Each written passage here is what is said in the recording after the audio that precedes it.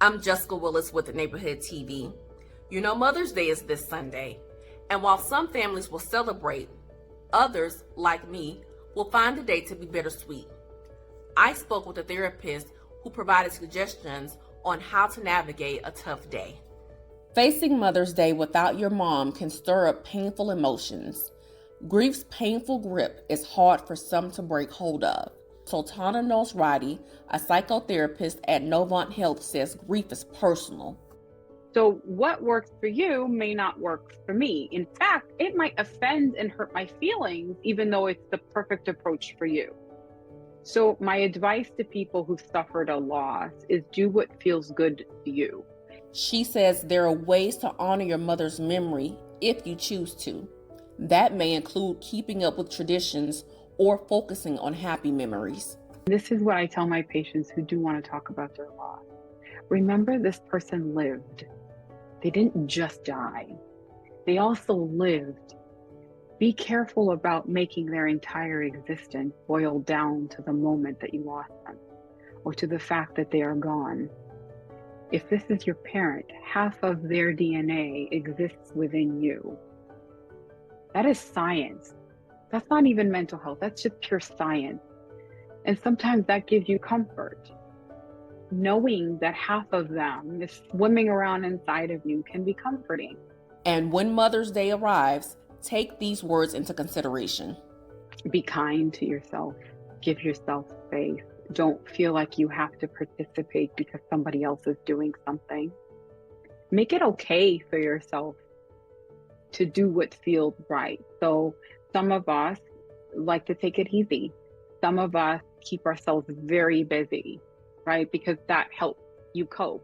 But for some folks, keeping very busy almost can feel like you're forgetting or like you're making it not important. So whatever you do because it feels like this is right, not because society is telling you that this is the proper way or that these are the coping mechanisms you need to use to get better. We also spoke about a mother losing her child. Nosrati says there's a difference. She says children expect to lose their parents, but parents don't expect to lose their child. People don't talk about the fact that you could lose your child just like you can lose a parent. So when it happens, it's every part of your worst nightmare rolled into one, except you never get to wake up from it. You always want to wake up from it, but you don't wake up from it. And to a certain extent, that could be what some folks feel about losing their parent. But with a child, this is something that you created and brought into this world. Their grief is also an individual process. Some parents want people to talk about it. They don't want to feel like they are the only ones holding on to the memory of their child, but others may not respond well to speaking about the death of their child.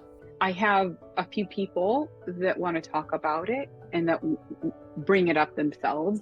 And then I have a few that say, no, you're going to wait for me to say something before you say something, right? So you want to just be cognizant of that. If you know the person well, you probably know what will and won't work. And if you don't, take a step back. If they ask you for a suggestion, go ahead and give them something. But the most important thing is to respect the process. And if you are comforting someone, Nosrati says to not use the following phrases. Please do not say things like, it will get better. Time heals all wounds. And I think that applies for losing a parent too. Don't say things like, well, at least. If you want to say a sentence that starts with at least, please stop and think about that. Because if you say, well, at least you have other children, or at least you got to do this with your child, or at least, there's no at least. There's this, because I'm telling you, the parent in their mind, at least a lot of them, think, at least what? So this is supposed to make it okay that I lost my kid? Or how are you? How do you think I'm doing? I just lost my kid, right? Or even if the loss is 5, 6, 15 years, it doesn't go away. If you need help, call the numbers on your screen. For Neighborhood TV, I'm Jessica Willis.